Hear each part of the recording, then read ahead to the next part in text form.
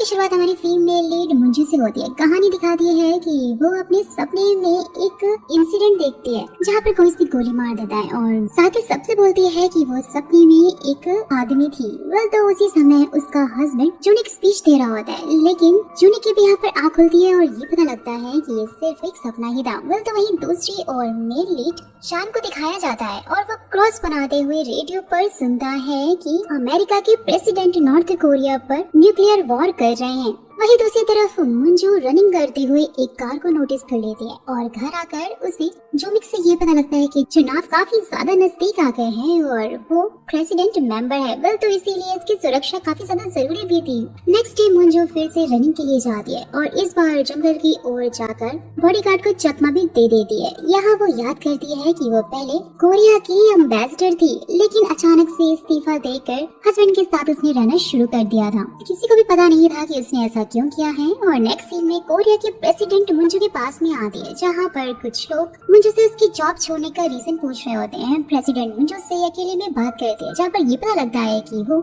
जूनिक को डाइवोर्स देना चाहती है और जल्दी जूनिक प्रेसिडेंट भी बनने वाला है। जूनिक चाहता है कि नॉर्थ और साउथ कोरिया एक हो जाए, लेकिन भाई बहुत से लोग इसके विरोध में हैं। मंजू अपनी फ्रेंड मीची से मिलती है। मीची उससे पूछ रही होती है कि वो जूनिक का साथ क्यों दे रही है। मंजू जवाब देती है कि वो अभी शादीशुदा है और हस्बैंड का साथ देना तो उसका फर्ज है। वेल तो नेक्स्ट सीन में मंजू चर्च के लिए रेडी हो जाती है कि तभी जूनिक उसे एक क्रॉस नेकलेस देता है। चर्च पहुंचने पर वो देखते हैं कि बहुत से लोग विरोध करने के लिए आए हुए थे और जूनिक से इस्तीफा भी मांग रहे होते हैं। चर्च में आकर मंजू आसपास के एरिया को देखने लग जाती है, जहाँ पर उसकी नजर शान पर पड़ती है जो कि कैमरा हैंडलिंग कर रहा होता है। नेक्स्ट सीन में शान एक सोल्जर को वहाँ एक बुक रखते हुए नोटिस कर लेता है। वो सोल्जर जाकर जूनिक को शूट भी कर देता है। फटाक से वहाँ पर पहुंचकर जैसे तैसे करके मंजू सोल्जर को रोकती है और जैसे ही वो उसका पैच देखती है, फटाक से उसे याद आ जाता है कि वो सोल्जर तो प्रोटेस्ट में था। फिर तो उसे मारने वाला होता है, लेकिन तभी शान आकर मंजू को बचा लेता है और वो भी एकदम हीरोइक स्टाइल में। जूनिक ने भी मंजू के गले से उस क्रॉस साइन को ले लिया होता है और वो सोल्जर साइनाइड खाकर सुसाइड कर लेता है। वेल तो उसके बाद जूनिक को हॉस्पिटल लेकर जाया जाता है, लेकिन ऑन द स्पॉट इसकी डेथ हो जाती है। जूनिक की फैमिली और मंजू सब लोग साथ में होते हैं, जहाँ पर जूनिक का भाई जुंगसन यहाँ पर फाइनली प्रेसिडेंट चुनाव खुद लड़ने के लिए बोलता है, लेकिन उसकी माँ सियोन उसे रोककर मंजू को चुनाव लड़ने के लिए कहती है। जिसके बाद ही फिर जूनिक का लॉयर सबको बताता है कि जूनिक ने अपना सब कुछ मंजू के नाम पे कर दिया। ये सुनते ही सबके सब और साथ ही मंजू भी बहुत ज्यादा शॉक हो जाती है, क्योंकि ऐसा तो उन्होंने कभी एक्सपेक्ट ही नहीं किया था। जहाँ पर जूनिक की फैमिली उसे ब्लेम करने लग जाती है कि उसने जूनिक को सारी प्रॉपर्टी और पैसों के लिए ही फंसाया होगा। वेल तो मंजू यहाँ पर मना कर रही होती है कि उसने तो ऐसा कुछ भी नहीं किया है और वो तो खुश हो गए। प्रॉपर्टी और पैसों में से उसे कुछ भी नहीं चाहिए और ये सब डोनेट करके वो तो बाहर ही चली जाएगी। वेल तो सियोन उसे कहती है कि वो ऐसा नहीं कर सकती है और जिसके लिए वो उस पर केस भी करेगी। वेल तो मंजू भी कह देती है कि ठीक है, जो करना चाहते हो तुम लोग कर सकते हो। वेल तो वही दूसरी तरफ शान में मंजू का टूटा हुआ क्रॉस नेकलेस ठीक कर देता है कि तभी फिर उसे यहाँ पर ईथन की कॉल आती है और ईथन उसे बता रहा होता है कि मंजू के लिए बॉडीगार्ड चाहिए, क्योंकि इसके पास खतरनाक स्विस अकाउंट से जुड़ी बहुत सारी चीजें हैं। शान को उसे इसलिए ऑब्जर्व करना होगा और वो अपनी डेली लाइफ में क्या क्या करती है। और नेक्स्ट सीन में मंजू जैसे रनिंग कर रही होती है तो उसको याद आता है कि वो और मिजी जूनिक के किलर के बारे में जानने के लिए पुलिस स्टेशन गए थे, लेकिन फिर इसके बाद भी उन्हें यहाँ पर कुछ नहीं मिला था और वो शान के बारे में भी बताते हैं कि वो चर्च में ही रहता है, लेकिन यहाँ पर कोई भी नहीं जानता कि वो कहाँ से आया है। वेल तो वही शान मंजू को ऑब्जर्व कर रहा होता है और ईडन को इस काम के लिए मना कर देता है, क्योंकि वो खुद का ख्याल खुद रख सकती थी। वेल तो बाद में मंजू चर्च में शान से मिलने के लिए जाती है और फादर यहाँ पे बता रहे होते हैं कि जूनिक प्रेयर से एक दिन पहले ही अपने गुनाह कबूल करने के लिए यहाँ पर आया हुआ था। जैसे ही मुझे फिर बस स्टॉप पर जाती है ना, जहाँ पर उसे शान मिल जाता है, शान ने उसे उसका क्रॉस लौटा दिया होता है और वो ये भी नोटिस करता है कि कुछ लोग उनका पीछा कर रहे हैं और उनकी फोटोज भी क्लिक कर रहे हैं। शान फिर मंजू को लेकर फटाक से टनल में आता है, जहाँ पर उनका पीछा करने वाले लोग भी हमला करते हैं, लेकिन शान सबसे काफी अच्छी तरीके से लड़के सबको सबक सिखा के हरा भी देता है और मंजू को लेकर जंगल की ओर निकल जाता है। दोनों एक जगह पर पहुँचते हैं, जहाँ पर मंजू से पूछ रही होती है कि मरने से पहले उस सोल्जर ने क्या कहा था। उसने अपने इस भाई को मार दिया है और इसका क्या मतलब था। जहाँ पर तभी शान उसे एक क्लिप दिखाता है जिसमें वो बुक रख रहा था। जैसे ही शान ने उसे चेक किया था, उसको एक नंबर मिला था। उसने इस पे कॉल किया, वो तो लगा ही नहीं और जहाँ से कॉल आया था वहाँ पर कुछ लोग आकर ये देखने लगते हैं कि आखिर कॉल किसने किया था। साथ ही यहाँ पे उसे एक क्लिप भी दिखाता है जिसमें वो सोल्जर जंगसुक से मिल रहा होता है और अब स्टोरी की स्टार्टिंग पास से होती है दोस्तों, जहाँ पर assistant secretary of state Anderson Miller के पास किसी की कॉल आती है और उसे किसी काम के लिए बहुत ज्यादा ब्लेम किया जा रहा होता है। उसके बाद मिलर एक मीटिंग में होता है जहाँ पर उसे ये पता लगता है कि नॉर्थ कोरिया न्यूक्लियर सबमरीन से अमेरिका पर अटैक करने वाला है और मिलर एक लेटर सेक्रेटरी जूनिक तक पहुंचा देता है जिसमें लिखा हुआ होता है कि उसके ऊपर नजर रखी जा रही है और इसलिए वो उसकी हेल्प करे।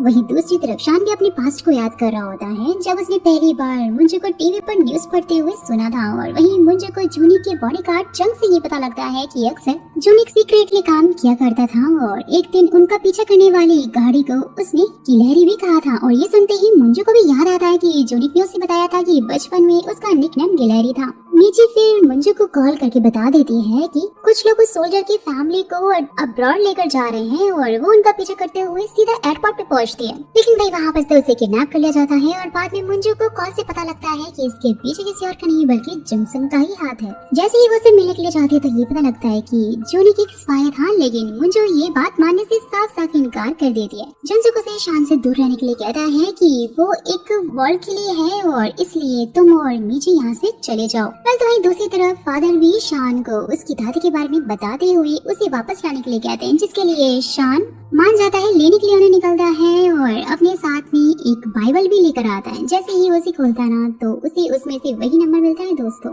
वहाँ से जब वो लौट रहा होता है तो यहाँ मुंजो फादर से मिलने के लिए पहुंची हुई होती है, लेकिन तभी शान उसे रोक लेता है जहाँ उसे पता लगता है कि फादर की तो डेथ हो चुकी है। शान ने यहाँ पर एक आदमी को भी देखा हुआ होता है और उससे जबरदस्त फाइट करता है। साथ ही से पूछ रहा होता है कि आखिर वो क्या लेने के लिए आया है और वो आदमी मौका पाते ही वहाँ से भाग जाता है। वहीं पर सियोन को एक आदमी से बात करते हुए ये पता लगता है कि जूनिक मिलर से मिला हुआ था जो कि स्पाई था और वो शान से भी मिला था जो कि वॉल्किरी के साथ में है। और आखिर क्यों ये तो खैर कोई भी नहीं जानता। और वही शान मुझो को यहाँ पर एक टनल में लेकर आता है जहाँ पर मुझो उससे वॉल्किरी के बारे में पूछती है तो शान भी बताता है कि मैं अब उसके साथ में काम नहीं करता।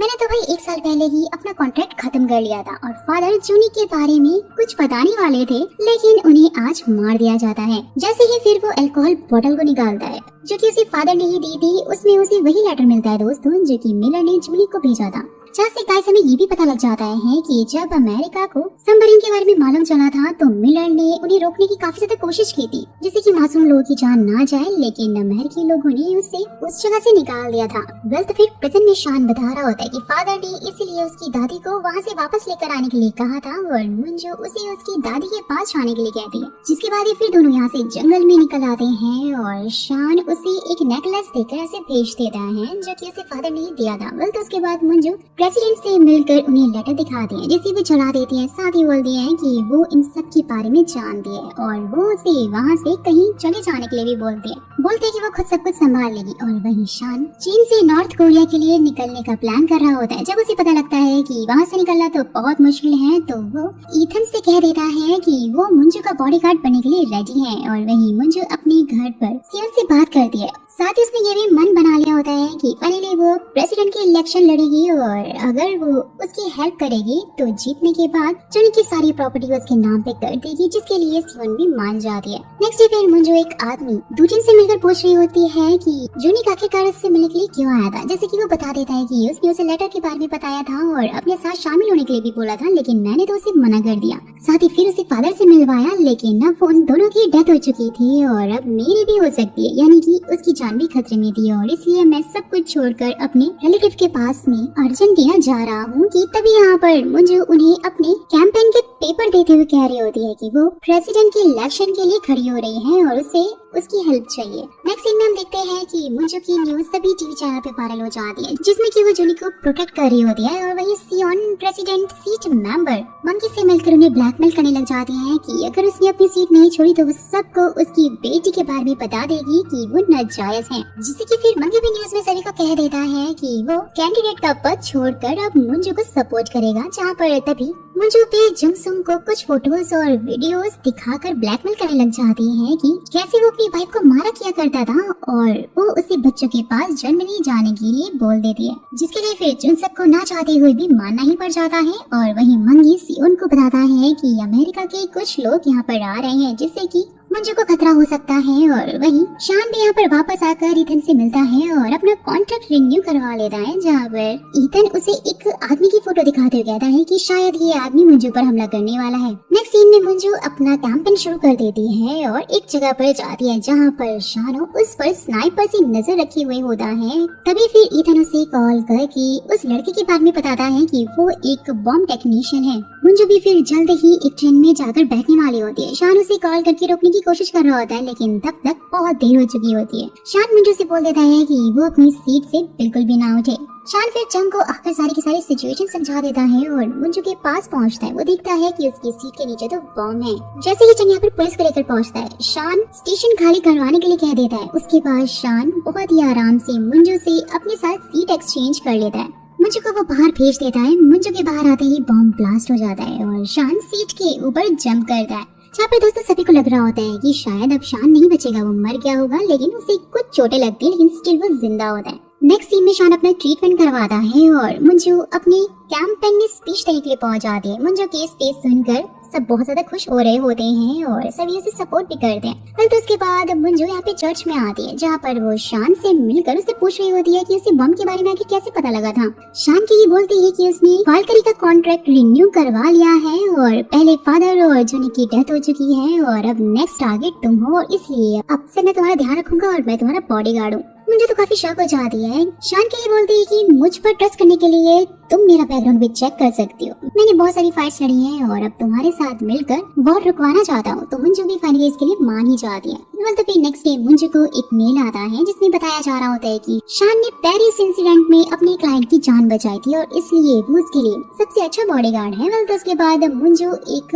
एसडी कार्ड ठीक करवाने के लिए जा रही होती है और फिर वो दूजिन से मिलती है, जहाँ पर उसे न्यूज़ से पता लग गया होता है कि प्रेसिडेंट चीन गई हुई है और दूजिन उसे बता देता है कि CIA का डायरेक्टर जल्द ही उसे मिलने के लिए आ रहा है और भाई इसीलिए अच्छा होगा कि तुम अब रेडियो यूनियन पर ज्यादा फोकस करो। जैसे ही फिर मंजू शॉन से मिलती है, जो कि उसे समझा रही होती है कि शान को बस सिर्फ एक बॉडीगार्ड ही माने और उसे फीलिंग्स के बारे में कुछ भी ना बताए। तो मंजू बोल देती है कि उसे सिर्फ और सिर्फ जूनी की मौत की सच्चाई जाननी है और बाकी जैसे तुम सोच रहे हो ऐसा कुछ भी नहीं है। तो फिर नेक्स्ट डे मंजू अपनी सिक्योरिटी हाउस में शिफ्ट हो जाती है, जहाँ पर सबसे पहले शान पूरे घर को चेक करता है और जहाँ पर उसकी चंग से भी बहस हो जाती है। जैसे ही शान उससे कह रहा होता है कि वो मंजू के साथ में उसके अटैच रूम में ही रहेगा, लेकिन चंग तो साफ साफ इनकार करने लग जाता है। कि तभी मंजू शान से यहाँ पर अकेले में बात करते हुए उसे समझा रही होती है कि उसे उसकी टीम की भी परवाह है, लेकिन शान तो यहाँ पर मना करते कहता है कि वो रिस्क नहीं ले सकता। तो फिर उसके बाद शोन चंग से बात करने के लिए आई हुई होती है, जहाँ वो शान को मंजू के लिए खाना बनाते हुए देख लेती है। चंग उसे बताता है कि उसे किसी पे भी ट्रस्ट नहीं है और इसलिए वो कुछ सारे काम कर रहा है। सियोन चंग से कहती है कि उसके घर में उस पर नजर रखने के लिए माइक्रो कैमरा और रिकॉर्डर लगाए हैं, वो उन्हें हटा दे। जो अपनी रेले कर रही होती है, जहाँ पर शान एक अजीब आदमी को नोटिस करता है। वो फिर चंग से उसके ऊपर नजर रखने के लिए कहता है, लेकिन तब तक वो आदमी वहाँ से 9-11 हो चुका होता है। मंजू अपनी स्पीच खत्म करके घर के लिए निकल जाती है। शान यहाँ पर गाड़ी में उसके साथ ही होता है कि तभी वो रास्ते में उसी आदमी को नोटिस कर लेता है और साथ ही अपने आगे एक पेट्रोल का ट्रक और पीछे एक ट्रक को भी नोटिस करता है। वो ड्राइवर को गाड़ी टर्न करने के लिए कह देता है कि तभी ट्रक उन्हें पीछे से ठोक देता है और आगे लेकर जाने लग जाता है। शान यहाँ पर सही टाइम पर गाड़ी को मोड़ लेता है, सबकी जान को बचा लेता है, क्योंकि आगे पेट्रोल वाला ट्रक फट जाता है। शान फिर फटाफट से मंजू को लेकर वहाँ से निकलता है और नीचे भी ड्राइवर के साथ में चंग तक पहुँच जाती है, जो कि सारी न्यूज़ टीवी पर दिखाता है। और वहीं शान और मंजू सफेद टनल से होते हुए घर पहुँच जाते हैं, जहाँ पर चंग उनसे फोन ना उठाने के लिए लड़ रहा होता है। तो शान भी बोल देता है कि हमें यहाँ पर कोई ट्रैक कर रहा था और इसलिए हम फोन नहीं उठा सकते थे। तो फिर शान चंग से कह देता है कि मैंने उस आदमी पर नजर रखने के लिए तुम्हें कहा था ना, और तुमने तो ऐसा कुछ भी नहीं किया और वही आदमी बाहर स्ट्रीट पर खड़ा हुआ था दोस्तों। तो मिजी चंग को बता देती है कि अगर शान नहीं होता तो आज हम सब मारे जाते। जिसके बाद ही शान नीथन से बात करता है, जहाँ पर वो उसे पूछ रहा होता है कि उसका क्लाइंट उन्हें आखिर ऐसे काम करने के लिए क्यों कह रहा है। ईथन तो यहाँ पर से कुछ भी नहीं बताता और अपना काम करने के लिए बोल देता है। तो शान ये कहकर फोन काट देता है कि अब वो उसके साथ में काम नहीं करेगा, क्योंकि बहुत ही ज्यादा रिस्की था। साथ ही वो उस डिवाइस को भी तोड़ देता है जिसे कि ईथन शान पर नजर रख रहा था। नेक्स्ट सीन में फिर चंग मंजू से आकर कहता है कि उसे शान पर शक हो रहा है कि वो अमेरिका के लिए काम कर रहा है शायद, क्योंकि भाई ये घर भी उसका नहीं है। तो मंजू से बोल देती है कि ठीक है फिर तो तुम अपना काम करो और मुझे बस तुम पर ही ट्रस्ट है। वेल तो फिर उसके बाद मंजू अपनी नींद से उठ जाती है। शान फिर से पूछता है कि तुम ठीक तो हो ना। मंजू उसे बाहर चलने के लिए बोल देती है। दोनों रनिंग करते हुए एक जगह पर पहुंचकर मंजू उसे कह देती है कि वो चाहे कुछ भी कर ले, लेकिन उसका उस पे ट्रस्ट करना मुश्किल है। साथ ही उसे पूछ रही होती है कि क्या वो उसे बचाने के लिए खुद के ऊपर गोली खा सकता है। शान भी यहाँ पर हामी भरते हुए बोल देता है कि यही तो उसका काम है। वेल तो मंजू अपना नेकलेस उतार कर शान को पहना देती है, जो कि शान ने उसे दिया था। वहीं दूसरी तरफ चंग भी शियोन के घर में वो डिवाइस ढूंढकर उसकी रिकॉर्डिंग सुन रहा होता है, जिससे कि ये पता लगता है कि सब कुछ जुमसुम का ही किया हुआ है। तो ये सब कुछ सुनते ही शियोन तो काफी ज्यादा शॉक हो जाती है, उसे काफी शॉक लग जाता है। उसके बाद शियोन फिर चंग को एक नई वॉच देते हुए मंजू की जासूसी करने के लिए कह दिया, जिसके लिए चंग भी मान जाता है। और वहीं शान सोने से पहले प्रे कर रहा होता है, जहाँ हम देखते हैं दोस्तों की मंजू उसे सुन रही थी, क्योंकि उसने नेकलेस में रिकॉर्डर जो लगा दिया होता है। चंग ने फिर मंजू को कॉल करके जूनी के सीक्रेट फोन के बारे में बता देता है, जो कि उसे कार में ही मिला था, और वो पूरी रात अनलॉक करने की कोशिश करता है, जो कि फाइनली अनलॉक भी हो जाता है। उसके अंदर के डेटा को देखकर वो काफी ज्यादा हैरान हो जाता है। रास्ते में मीजी चंग को देखकर उसे कॉल करती है, लेकिन वो कॉल को कट कर देता है। ये देखकर मीजी उसे फॉलो करने लग जाती है। उसे इसके ऊपर शक होता है और देखते ही देखते यहाँ पे रास्ते में ही चंग का काफी बुरा एक्सीडेंट भी हो जाता है। मीजी उसे लेकर फटाक से हॉस्पिटल आती है। मंजू भी वहाँ पर पहुँचती है, जहाँ चंग उसे बता देता है कि जोनिक सच में एक स्पाई था। और उसके बाद मंजू जोनिक के फोन को देखती है, लेकिन यहाँ पर उसे पता लगता है कि चंग ने वो फोन और अपना लैपटॉप रीसेट मार दिया है। वेल तो उसके बाद मंजू को कुछ फोटोज और लोकेशन के साथ में एक मैसेज आता है, जिसमें लिखा था वो उससे मिलने के लिए आए। और नेक्स्ट सीन में मंजू को उसी लोकेशन पर पहुंचकर जोनिक की सीक्रेट फैमिली के बारे में पता लग जाता है। दोस्तों खाना उसे बताती है कि वो चर्च में जोनिक की मौत के समय पे मौजूद थी और वो हर हाल में केस करके अपने बेटे के हक का दावा भी करेगी। वेल तो मंजू उसे बेटे को सामने ना लाने की सलाह देती है, लेकिन हाना तो मानती ही नहीं है। और वही हाना का बेटा शान को यहाँ पर कुछ ड्राइंग दिखाते हुए कहने लग जाता है कि जब भी हम ट्रिप पर जाते थे ना, तो वो इन्हीं ही बनाया करता था। और मंजू शियोन से आकर हाना के बारे में पूछती है, जहाँ पर शियोन को उसकी बातों से कुछ भी फर्क नहीं पड़ रहा होता है। वो उसे बोल देती है कि कॉन्ट्रैक्ट हमारे बीच में है और वो खुद ही संभाल लूंगी मैं। तो फिर मुझे कॉन्ट्रैक्ट फाड़ते हुए शियोन से पूछ रही होती है कि उसे प्रेसिडेंट बनाने के पीछे आखिर उसका क्या रीजन है। शियोन यहाँ पर उसे कुछ भी नहीं बताती। मुझे उससे कहने लग जाती है कि वो उसके बारे में जानती है कि उसने पहले कैसे कैसे करके टैक्स का फ्रॉड किया है। वेल तो अगर शियोन चुप नहीं हुई तो वो उसे एक्सपोज कर देगी। लेकिन उस टाइम पर जोनिक की दादी बाहर आ जाती है और बोलने लग जाती है कि हाना ने हमें वो दिया है जो तुम तो मुझे कभी दे ही नहीं पाई थी, यानी कि एक वंश। और भाई ये सुनते ही मंजू मीजी को कॉल करके जोनिक की सारी प्रॉपर्टी को डोनेट करने के लिए बोल देती है। और ये सुनते ही दादी तो उसे जोरदार थप्पड़ मार देती है। नेक्स्ट सीन में शान मंजू को एक जगह पर लेकर आता है, जिससे कि उसे थोड़ा रिलैक्स मिले, लेकिन मंजू शूटिंग करने लग जाती है और शान उसे गाइड करता है। वेल तो फिर घर आकर मंजू अपने हाथ में पेन नोटिस करती है, तो शान के यहाँ पर आके उसे थोड़ी मसाज देता है। और वहीं दूजिन अपने स्टूडेंट को स्पीच देते हुए अमेरिका के अटैक के बारे में बताता है, और साथ ही वो तो उन्हें उसके अगेंस्ट प्रोटेस्ट करने के लिए भी बोल देता है, जहाँ पर कुछ स्टूडेंट अगेंस्ट भी होते हैं और साथ ही उस पर अटैक करके भी भाग जाते हैं। नेक्स्ट सीन में मंजू दूजिन से मिलने के लिए हॉस्पिटल आती है, जहाँ पर फिर दूजिन उसे कल होने वाली वॉर की 3 पॉसिबिलिटीज बताता है। हो सकता है कि कल के टाइम पर अमेरिका कोई ऐसा सॉन्ग प्ले करे जिससे कि अमेरिका के लोग यहाँ से चले जाएंगे। तभी कुछ लोग दूजिन को यहाँ पर लेने के लिए आते हैं। शान उसे रोकता है, लेकिन दूजिन अपनी मर्जी से उनके साथ में निकल जाता है। वेल तो फिर उसके बाद मोजिन को मीजी से पता लग जाता है कि उसे जूनी के लैपटॉप का पासवर्ड मिला है। लैपटॉप खोलने पर उन्हें मिलर और जूनी की चैट्स मिलती हैं दोस्तों, जहाँ पर मिलर उसे बताता है कि हमें यहाँ पर उस सबमरीन को बनाने वाले 3 लोगों का पता मिला था, जिन्होंने ये कह दिया था कि वहाँ कोई भी सबमरीन नहीं है। जैसे ही मैं फिर उन्हें इंटरोगेट करने वाला था, उससे पहले ही एक ने फिर दोनों को मार दिया और खुद भी उसने सुसाइड कर लिया। जैसे ही मैंने उनके बारे में थोड़ा और पता लगाया तो मुझे एक स्टेला नाम की औरत के बारे में मालूम चला, जिसने कि सबमरीन के बहुत सारे पोर्ट इंपोर्ट करवाए थे और जो कि 10 साल पहले साउथ कोरिया चली गई थी, और मैं चाहता हूँ कि तुम उसे ढूंढो। वेल तो फिर नेक्स्ट सीन में प्रेसिडेंट चर्च अपने कन्फेशन के लिए आती है, लेकिन वहाँ पर मंजू होती है जो कि इससे पूछ रही होती है कि वो वॉर के बारे में सब कुछ जानते हुए भी वॉर क्यों नहीं रोक रही है। लेकिन प्रेसिडेंट उसे कहती है कि वो वॉर के बारे में जानती है तो वहाँ से भाग जाए, लेकिन वो तो मना कर देती है। नेक्स्ट सीन में मंजू चाइनीज एम्बेसडर से बात करती है कि वो वॉर क्यों चाहते हैं और साथ ही ये भी कि वो इस वॉर को क्यों नहीं होने देगी। लेकिन वो आदमी कहने लग जाता है कि तुम बहुत ज्यादा स्मार्ट हो, लेकिन भाई एंड में ना तुम भी मारी जाओगी। ये सब कुछ शान पास में खड़ा होकर सुन रहा होता है। मंजू एक लाइव कॉन्सर्ट में आकर सभी लोगों को वॉर के बारे में बता देती है और साथ ही मिलर की एक वीडियो भी दिखाती है जिसमें वो बता रहा होता है कि अमेरिका को लगता है कि वहाँ कोई सबमरीन है, लेकिन वहाँ पर कोई भी सबमरीन नहीं है और वो बस एक वहम है। लेकिन फिर भी वो वॉर करना चाहता है। ये बात अमेरिका तक पहुँच जाती है और वहीं कुछ लोग मंजू को मारने के लिए स्टेज पर पहुँच जाते हैं, लेकिन शान आकर उसे बचा लेता है और बोट से जैसे तैसे करके उसे वहाँ से बाहर लेकर जा रहा होता है। लेकिन तभी एक स्नाइपर मंजू को शूट कर देता है और गोली उसे चुकर निकल जाती है। शान फटाक से मंजू को एक जगह पर लेकर आता है और उसके घाव पर टाँके लगाने लग जाता है। वहीं दूसरी तरफ प्रेसिडेंट न्यूज कॉन्फ्रेंस करके सभी को कह देती है कि वो सभी को हर हाल में प्रोटेक्ट करेगी। यहाँ एक सीन में दोस्तों हम देखते हैं कि मंजू ने उसे कहा था कि वो भी कॉन्सर्ट में ये सब कुछ कहेगी, लेकिन प्रेसिडेंट उसे नहीं रोकेगी। वेल तो ये सब कुछ एक पर्चे पर लिखा हुआ होता है जिसे प्रेसिडेंट फाड़ देती है। नेक्स्ट सीन में शान मंजू एक सीक्रेट प्लेस पर लेकर जाता है जहाँ पर वो दोनों खाना खाते हुए बातें कर रहे होते हैं और ये भी पता लगता है कि मंजू एक बार प्रेग्नेंट भी हुई थी। बेबी एक लड़का था और जैसे ही फिर मंजू शान से पूछती है कि वो नॉर्थ कोरिया क्यों नहीं गया, वो तो फटाक से उसके क्लोज आकर उसे किस कर लेता है। साथ ही बोलता है कि मुझे उसके पास होना चाहिए था जिससे मैं प्यार करता हूँ। यानी कि दोस्तों यहाँ कहानी में काफी बड़ा ट्विस्ट आने वाला था। वेल तो उसी टाइम पर रेडियो पर वही सॉन्ग बज जाता है जिसके बारे में दूजी ने बताया था और वो उससे पूछ रही होती है कि क्या हम वॉर को रोक नहीं सकते। शान यहाँ पर फिर से उसे किस कर लेता है और बोलता है कि अब सब कुछ ठीक हो जाएगा तो फिक्र मत करो। और शान फिर मंजू को किस करने के बाद सीधा ही उसे अंदर लेकर आता है जहाँ दोनों ही इंटीमेट हो जाते हैं। वेल तो वही अमेरिका कोरिया पर अटैक कर देता है, लेकिन कोरिया उनकी एक मिसाइल को ही खत्म कर देता है। वहीं दूसरी तरफ मंजू भी शान से उसकी पसंदीदा प्लेस के बारे में पूछती है और वो उसे डेजर्ट के बारे में सब कुछ बताता है, जहाँ पर फिर दोनों एक दूसरे को ही इमेजिन करने लग जाते हैं। जहाँ शान फैमिली के बारे में भी अपनी बता रहा होता है कि उसकी फैमिली में अब सिर्फ दादी ही बचे हैं, तो मंजू भी कहने लग जाते हैं कि बचपन में उसकी माँ हर पल शॉप पर काम किया करती थी और मैं उन्हें हर हाल में प्रोटेक्ट करना चाहती थी, लेकिन मैं उन्हें प्रोटेक्ट नहीं कर पाई।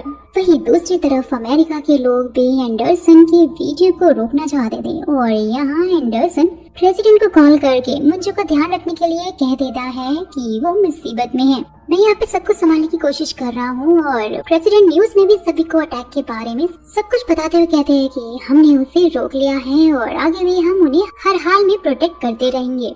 वेल तो वही मंजू और शान इस न्यूज को देख ही रहे होते हैं कि तभी नीचे की कॉल से मुझे को चांग के होश में आने की खबर भी मिल जाती है, जहाँ पर चांग उसे एक वीडियो दिखाता है जिसमें जूनिक को नॉर्थ कोरिया में सम्मानित किया जा रहा था। यानी कि भाई ये बात तो पूरी तरह से साफ हो जाती है कि जूनिक एक स्पाई था और ये वीडियो चांग को किसी ने भेजी थी और उसे मिलने के लिए भी बुलाया था। लेकिन जैसे ही वो वहाँ पे जा रहा होता है उसका खतरनाक वाला एक्सीडेंट हो जाता है। मंजू चांग की भेजी हुई लोकेशन को पहचान लेती है कि ये तो हाना के घर की लोकेशन है। तो उसी टाइम पर शान भी समझ आता है कि हाना और स्टेला एक ही पर्सन है।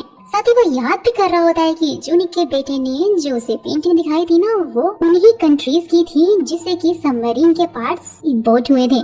हाना भी यहीं पर अपने बेटे को लेकर सियोन के साथ में रहने लग गई होती है और नेक्स्ट सीन में शान मुझे के साथ में मंगोलिया भागने का प्लान बना लेता है और इसके बारे में वो उसे बता देता है कि उसी टाइम पर वो न्यूज देखती है जहाँ पर सभी को मुझे और शान के रिलेशन के बारे में पता लग गया होता है कि उनकी रात वाली सारी की सारी बातें भी लीक हो गई थी। लेकिन भाई मुझे को इस बात से बिल्कुल भी रिग्रेट नहीं हो रहा होता है। शान को मंगोलिया के बारे में जैसे ही पता लगता है कि वहाँ का वेदर तो काफी ज्यादा खराब हो गया है और इसलिए वहाँ जाने के सारे रास्ते बंद हो गए हैं। शान फिर मुझे को एक गन देते हुए कहता है कि वो जल्दी लौट कर आएगा। वह तो उसके जाने के बाद मुझे अपनी रात वाली ऑडियो को बार बार सुन रही होती है, जहाँ पर वो ये नोटिस कर लेती है कि उसने शान के लॉकेट को निकाल कर ग्लास में रख दिया था जिसमें कि उसने वो रिकॉर्डर लगाया था। लेकिन भाई इसे समझ नहीं आ रहा होता है कि आखिर ये लीक कैसे हो गई और वही शान सीधा ही यहाँ पर ईथन के घर पे पहुंच जाता है, उसे मारने लग जाता है और पूछता है कि आखिर उसने डिवाइस कहाँ लगाए हैं। वेल तो उनकी ऑडियो लीक कैसे हो सकती है, लेकिन ईथन को इसके बारे में कुछ भी पता नहीं होता है। यहाँ पर मुझे भी उनकी बातें सुन रही होती है, सारी की सारी बातें, और यहाँ यून भी शान को अरेस्ट करने के लिए आता है, जहाँ पे वो उसे कहता है कि वो जानता है कि वो हान शांगा के कहने पर मंजू का बॉडीगार्ड बना है और मंजू को प्यार में फंसाना भी उसका ही प्लान है। और वो उसे उसकी दादी की फोटो दिखाते हुए कहने लग जा रहा है कि आज रात तुम मंजू को लेकर भागने की कोशिश करना, फिर हम उसे पकड़ लेंगे, जिसके बाद हम पानी के रास्ते भागते हुए अपनी दादी के पास भी चले जाना। तो हम मंजू को स्पाई के रूप में सबको दिखा देंगे। लेकिन वह शानत उसे लड़ने की कोशिश करता है, लेकिन वो उसे मारने लग जाते हैं कि यहाँ उसका नेकलेस नीचे गिर जाता है। वो देखता है कि उसमें तो रिकॉर्डर लगा हुआ है। फटाक से वो लोग उसे अरेस्ट करके लेकर जा रहे होते हैं, लेकिन शान उन्हें जैसे तैसे करके मार के वहाँ से भागकर सीधा मंजू के पास में पहुँच जाता है, जो कि घर से जंगल के लिए निकल गई होती है। वो फिर उसे ढूंढने लग जाता है, लेकिन मंजू जंगल में छिप जाती है, जहाँ कोई उसे सबमरीन की वीडियो भेजता है कि वो सच में वहाँ पर है। तो वही दूसरी तरफ ईथन भी कहीं जा रहा होता है, जहाँ शान उसे पकड़ लेता है और पूछ रहा होता है कि उसने उसे क्यों नहीं बताया था कि हान शांग के लिए काम कर रहा है। तो ईथन उसे बता देता है कि तुम स्टेला के लिए काम कर रहे हो। तो शान स्टेला के बारे में उसे सब कुछ पता करने के लिए बोल देता है। तो वही मंजू मीजी के साथ में घर आती है और वो एंडसन से बात कर रही होती है, जहाँ पे उसे पता लग जाता है कि वहाँ 2 सबमरीन हैं। एक जो कि ऊपर है वो नॉर्मल है, लेकिन जो कि पानी के नीचे है वो न्यूक्लियर है। उसके पास एक वीडियो भी आया हुआ होता है, जिससे कि ये साबित हो सके कि वहाँ पे कोई सबमरीन नहीं है, लेकिन वहाँ पर तो वो सबमरीन थी। मंजू की जान के साथ में उस सबमरीन पोर्ट पर पहुंच जाती है, जहां पर मीजी ने उसे रोका भी था। शान से मिलती है, जहां वो उसे कह रहा होता है कि वो ये सब कुछ करके बस उसकी जान ही बचा रहा था। तो वो उसकी तरफ सीधा ही गन तान देती है, बोलती है कि अब उसे उसकी बिल्कुल भी जरूरत नहीं है। वो जानती है कि वो उसे धोखा दे रहा था और वो अपनी दादी के पास यहाँ से चुपचाप चला जाए और दोबारा कभी वापस न आए, वरना वो उसे शूट कर देगी। ये बोलकर वो वहाँ से भाग जाते हैं। रास्ते में मंजू को अपनी पॉकेट में से एक फोन भी मिल जाता है, जो कि शान ने उसे बिना उसे पता लगे ही रख दिया था। और वहीं दूसरी तरफ ईथन स्टेला के बारे में शान को सब कुछ बता देता है, जहाँ उसे ये भी पता लग जाता है कि हाना ही स्टेला है। तो वही हाना पूरी तैयारी के साथ में कहीं जाने लग जाती है और नेक्स्ट सीन में मंजू अर्जेंटीना के लॉयर जॉर्ज से मिलते हैं, जो कि उसे बताता है कि 5 साल पहले जूनिक का रिप्रेजेंटेटिव उसे मिलने के लिए आया हुआ था और वो वहाँ पर रियल एस्टेट खरीदने के लिए फॉर सेल कंपनीज खरीदना चाहता था। लेकिन भाई जूनिक के डेथ के बाद भी रिप्रेजेंटेटिव मुझसे मिलने के लिए यहाँ पर आया, जिसके बाद ही मुझे उसकी वाइफ यानी कि तुम्हारे बारे में सब कुछ पता लग गया और मैं मिलने के लिए चला आया। दोस्तों मैं यहाँ पे आपको बता दूंगी उसके रिप्रेजेंटेटिव का नाम स्टेला है। और फिर वो जूनी के बच्चे के बारे में पूछता है, तो मंजू हामी भरते हुए कहती है कि हो सकता है कि ये सब कुछ इनहेरिटेंस के बारे में ही हो, क्योंकि भाई अर्जेंटीना के रियल एस्टेट में जो भी उसकी जमीनें है ना, उन सब की कीमत ट्रिलियंस में है। मुझे भी फिर समझ आती है कि क्यों लोग उसे मारने के पीछे तुले हुए हैं, लेकिन भाई उसे मारने के बावजूद भी उन्हें इनहेरिटेंस नहीं मिलेंगे। जिसके बाद ही वो जज को पता लगाने के लिए कहती है कि जूनी के पास फॉर सेल कंपनी खरीदने के पैसे इतने सारे आए कहाँ से, और अगर तुम ये सब कुछ पता लगा 5% दूंगी, जिसके लिए जॉर्ज भी फिर मान जाता है। तो वही दूसरी तरफ हाना न्यूज कॉन्फ्रेंस करके सभी को अपनी और जूनी के अफेयर के बारे में सब बता देती है, और ये भी कि उनका एक बेटा भी है। उसके साथ साथ वो ये भी बता देती है कि मंजू और शान की वीडियो उसी ने लीक की थी और जूनी को भी उन्हीं दोनों ने मारा है। ये सब कुछ वो झूठ फैला देती है। तो उसके बाद हाना जब अपने घर में आती है, तब शान उससे मिलने के लिए आया हुआ होता है, जहाँ पर वो उसे स्टेला के बारे में बताता है कि वो उसके लिए काम करता है और वो रशियन माफिया के लिए कॉन्ट्रैक्ट के लिए भी काम करती है। तो वही अलग अलग कंट्रीज में जाकर सबमरीन के पार्ट्स लेकर आई थी। हाना फिर उसे सवाल करती है कि क्या तुम्हें मैं वो लगती हूँ। शान फिर कहता है कि मैं जानता हूँ कि वो नॉर्थ कोरिया के एम्बेसडर की बेटी है, और साथ ही वो तो मंजू पर आरोप लगाकर इनहेरिटेंस लेना चाहती हैं। लेकिन जब फॉरेन में कॉन्ट्रैक्ट साइन हुआ था उस टाइम पर उसके ऊपर तो स्टेला के साइन थे, और तब तुम तो उस टाइम पे कोरिया में थी, यानी कि स्टेला 2 है। और ये सुनकर हाना तो काफी ज्यादा शॉक हो जाती है और साइनाइड खाने वाली ही होती है, लेकिन शान से रोक लेता है। साइनाइड को नीचे गिराकर स्टेला के बारे में पूछता है कि वो कौन है, और वही दूसरी तरफ चांग मंजू को बता रहा होता है कि उसने सियोन के कहने पर ही उसकी जासूसी की थी, ताकि वो ये पता लगा सके कि क्या सच में जूनिक को मंजू ने ही मारा है, और इसलिए उसने उसके फोन में ट्रैकर लगाकर सियोन को दे दिया था, और इसलिए उसने ऑडियो भी लीक कर दिया। तो वही शान यूं से मिलने के लिए हॉस्पिटल पहुंचा हुआ होता है, जहां पर उसका बेटा भी एडमिट होता है। शान फिर उसे मंजू को स्पाई और वॉर होने का असली रीजन पूछता है, साथ में ही असली जासूस देने का भी वादा करता है। तो यून उसे कुछ भी नहीं बता रहा होता है, और वही दूसरी तरफ मंजू अर्जेंटीना जाने की तैयारी कर लेती है। उससे पहले वो 2 जन से मिलने के लिए जाती है, जहाँ पर वो उसकी बुक भी नोटिस कर लेती है और साथ में चलने के लिए पूछती है, लेकिन वो तो उसे साफ साफ इनकार कर देता है। तो मंजू फिर से किडनैप कर लेती है और क्लिफ पर लगाकर पूछती है कि तुम ये सब कुछ क्यों करवा रहे हो। उससे जब वो पहली बार नंबर मिला था तो वो उसी पेपर पे लिखा हुआ था जिस पेपर की दूजिन की बुक थी, और वो उससे इसका रीजन पूछती है तो मुझे उस नंबर पे कॉल करती है जो कि दोस्तों दूजिन का ही होता है। फिर तो यहाँ वो सब कुछ एक्सेप्ट भी कर लेता है, साथ ही बता रहा होता है कि स्पाई को ढूंढने का वो काम करता है और जूनी की उस पर नजर थी। और तो और मिंजू के फादर भी एक स्पाई थे और जब मैंने ये बात सबको बताई तो वो मारे गए और फिर तुम्हारी माँ तुम्हें लेकर अमेरिका चली गई थी। तुझे फिर अपने हाथ खोलकर मुंजू पर अटैक ही कर देता है, लेकिन तभी शान पीछे से आकर उसको शूट कर देता है। जहाँ पर दोस्तों हम देखते हैं कि शान ने पहले ही मुंजू को कॉल करके सब कुछ बता दिया था कि जिस स्पोर्ट से वो जा रही है ना वो काफी ज्यादा खतरनाक है। फिर इसका बेटा मिलता है और वही मुंजू तुजिन को लेकर एक जगह पर पहुँचती है जहाँ पर सियोन अपनी आदमियों के साथ में उसे खेल लेती है। वही दूसरी तरफ मीची और जान ये सब कुछ लाइव देख रहे होते हैं। उनकी प्लानिंग थी कि सियोन से वो सब कुछ कन्फेस करवा ले कि उसी ने जूनिक को मारा है, लेकिन तभी एक पास का सीन दिखाया जाता है जहाँ पर जूनिक को स्टेला के बारे में पता लग गया था और वो शियोन है। शियोन फिर कन्फेस भी कर लेती है कि उसी ने जूनिक को मारा है। फिर तो हाना से मुंजू को मारने के लिए वो कहती है, लेकिन भाई हाना तो शियोन के ऊपर एक गन कर लेती है क्योंकि वो जूनिक की मौत का बदला जो लेना चाहती थी, लेकिन सियोन के आदमी उसे रोक लेते हैं कि तभी यून वहाँ पर आकर सभी को अपने हथियार नीचे गिरने के लिए कहता है और तभी शान भी वहाँ पर गैस छोड़ देता है और चुपके से फायर भी कर देता है और मुंजू को लेकर पानी में कूद जाता है जहाँ उसे गोली भी लग गई होती है। फिर तो पानी के ऊपर आकर वो मुंजू को सीधा ही किस करता है, जिससे कि साफ पता चल जाता है कि ये दोनों अभी भी एक दूसरे से बहुत ज्यादा प्यार करते हैं। नेक्स्ट सीन में फिर यून अपनी आत्मा को बोट पर शिप में छानबीन करने के लिए कह रहा होता है, लेकिन वहाँ उन्हें मिची और दूजिन मिल जाते हैं जिससे कि वो किडनैप कर लेते हैं और फिर पुलिस स्टेशन ले जाकर उसे पूछताछ कर रहे होते हैं। वहीं दूसरी तरफ शान और मुंजू कार से निकल जाते हैं और फिर वो दोनों एक जगह पर रुकते हैं जहाँ पर दोनों एक दूसरे को छोड़ने के लिए माफी भी मांग रहे होते हैं। फिर शान उसे बता देता है कि जब वो इराक में था ना उस टाइम पर उसने उसे टीवी में देखा था जहाँ वो नॉर्थ और साउथ कोरिया के एक होने की बात कर रही थी और वो उसे कहने लग जाता है कि उसे ये वॉर हर हाल में रुकवानी होगी, जिसमें कि वो भी इसके साथ है। और वहीं शियोन घर पर आकर हाना के बेटे को ढूंढने लग जाती है, लेकिन शान उसे पहले ही हाना के पास पहुंचा चुका था जो कि एक सेफ जगह में थे। शान और मुझे यहाँ पर एक टेंपल में आते हैं जिसके बारे में सिर्फ मुझे और जूनी को ही पता था और वहाँ उसे एक लेटर और पेन ड्राइव मिल जाती है जो कि जूनी की तरफ से था। जूनी के लेटर में लिखा हुआ था कि उसका पहले से ही एक बेटा है और शियोन बहुत ही खतरनाक औरत है, इसलिए उसे हर हाल में बच के रहना। फिर तो जल्दी वहाँ पर वॉर हो सकती है जिसे रुकवाने में मेरी जान भी जा सकती है। पेन ड्राइव के अंदर शियोन के खिलाफ सारे के सारे सबूत है जितने भी उसने बुरे काम किए हैं और जिससे कि तुम उसे ब्लैकमेल करके खुद को प्रोटेक्ट कर सकती हो। सब कुछ जाने के बाद मुझे थोड़ा रिलैक्स भी हो जाती है और सैड भी।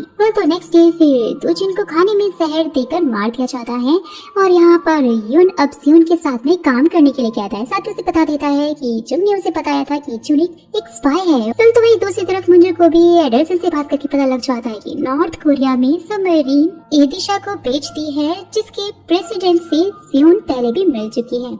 मुझे बिल्कुल समझ आती है कि पेन ड्राइव में जो भी ट्रांजैक्शन हुआ है ना वो तो भाई इसी के लिए है। और उसी टाइम पर मीची भी चांग को कॉल करके बताती है कि वो रिहा हो गई है और उसे लेने जाए। चांग भी जैसे ही उसे लेने के लिए पहुंचता है ना कि तभी मीची का यहाँ पर एक्सीडेंट हो जाता है। चांग इसके बारे में मुंजू को बताता है तो मुंजू शियोन से बात करती है। सियोन भी यहाँ पर फिर एक्सेप्ट कर लेती है कि उसी ने मीची का भी एक्सीडेंट करवाया था और अगर वो जूनी के बेटे को लेकर उसके पास नहीं आई तो मीची की सर्जरी वो नहीं होने देगी।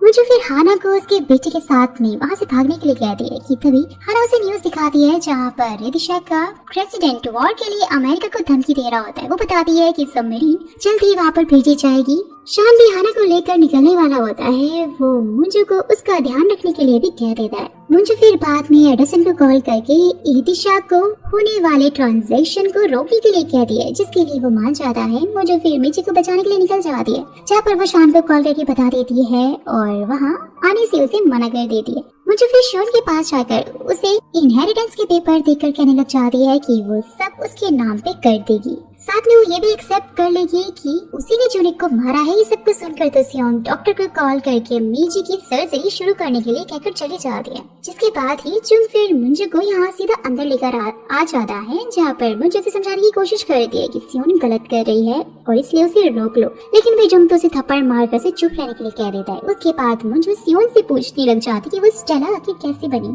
जहाँ पर दोस्तों सियोन भी याद करने लग जाती है कि वो बहुत से लोगों से मिलकर उनके साथ में काम करके यहाँ तक पहुँची है और साथ ही वो रदिशा के प्रेसिडेंट से भी एक बार पार्टी में मिल चुकी है और उनको अपना प्लान भी उसने बताया था कि आखिरकार वो अमेरिका को कैसे खत्म कर सकते हैं। तो वही शान ये उनके घर में बम लगाकर उसे किडनैप कर लेता है और साथ ही प्रेसिडेंट से मिलने की मांग करता है। जब वो लोग उसकी बात नहीं मानते हैं तो ये उनके घर का बम फोड़ देता है और प्रेसिडेंट भी वहाँ पर आती है और जहाँ शान अपनी बातों में कुछ ऐसा कहता है जिसे कि भाई प्रेसिडेंट भी समझ आती है और उसे अरेस्ट करवा लेती है। फिर शान उसे मंजू का एक सीक्रेट मैसेज देता है जिसे सुनकर वो युन को अरेस्ट करवाती है। तो दूसरी तरफ जैसे ही शोन एक ब्रीफ केस खोलकर मंजू को कहती है कि यहाँ से एक बटन को वो प्रेस करेगी और वहाँ सबमरीन चालू हो जाएगी।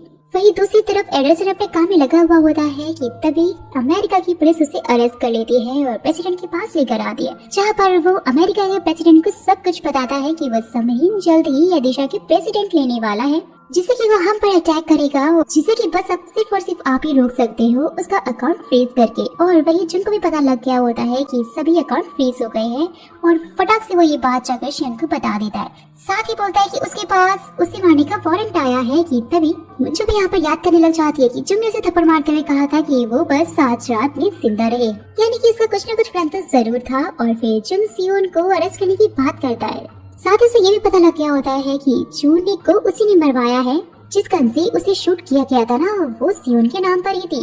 तो जुम मंजू को लेकर वहाँ से भागता है, लेकिन उसके बाद भी उसे गोली लग जाती है और वो मंजू को फिर एक कार्ड देते हुए कहने लग जाता है कि सियोन के रूम में उसे एक फोन मिलेगा जिसे कि तुम हान संग से बात करके उसे सब कुछ बता देना, सच सच बता देना। तो मंजू वहाँ से भागने लग जाती है और वहीं सोल्जर आकर शिप को रोकते हैं। मंजू भी फिर यहाँ पर एक आदमी को शियोन का आदमी समझकर शूट करने वाली होती है, लेकिन वो शान होता है और उसे देखकर वो सीधा उसे हक कर लेती है। दोनों फिर यहाँ से रूम में जाते हैं, जहाँ पर मंजू हानसम को सब कुछ बता रही होती है, जहाँ वो उसे बता देती है कि अगर शियोन की डेथ हो गई तो सबमरीन अपने आप ही स्टार्ट हो जाएगी और तुम्हें ये रोकना होगा। शियोन वहाँ से भागने की कोशिश करती है, लेकिन शान वहाँ पर पहुँच के सारे आदमी को मार देता है। शियोन ये देखकर खुद को शूट करके पानी में कूद जाती है और याद कर रही होती है कि वहाँ से भागते टाइम उसने वहाँ पर बॉम्ब लगा दिया था। मंजू भी फिर यहाँ पर रदिशा के प्रेसिडेंट को कॉल करके सारी की सारी सिचुएशन समझाती है और सबमरीन बंद करने का उसे कोड पूछती है, जो कि वो उसे बता देता है, जिससे कि दोस्तों फाइनली अब सबमरीन बंद हो जाती है। लेकिन वो बॉम्ब का टाइमर स्टार्ट हो जाता है। शान खुद को वहाँ पर बंद करके मंजू को बाहर जाकर